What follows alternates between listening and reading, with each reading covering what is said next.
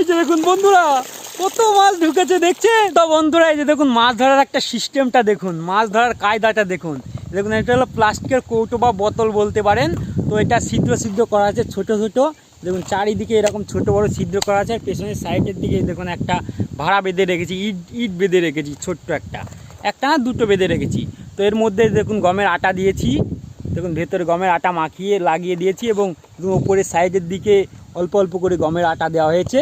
তো এরপরে মানে ঢাকনাটা মানে মুখটা আটকিয়ে তারপরে দেখুন জলঙ্গিতে ফেলবো আর কেমন মাছ বাঁধে দেখুন। কৌটোতে বড় করে ছিদ্র করা আছে এবং আটা খেতে গিয়ে ওখান দিয়ে মাছ ঢুকবে এবং এই যে দেখুন ফেলা হলো। এই দেখুন এখানে ফেললাম, এবার ওখানে ডুবে যাবে।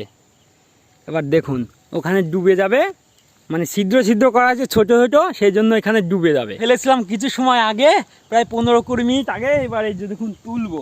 এই দেখুন সুতো বাঁধা আছে, সুতো ধরে টেনে তুলছি। এই যে দেখুন, এই যে দেখুন, এই যে দেখুন বন্ধুরা, কত মাছ ঢুকেছে দেখছেন, প্রচুর মাছ ঢুকেছে। ও হো হো, সেই মজা দেখছেন, কত মাছ ঢুকেছে।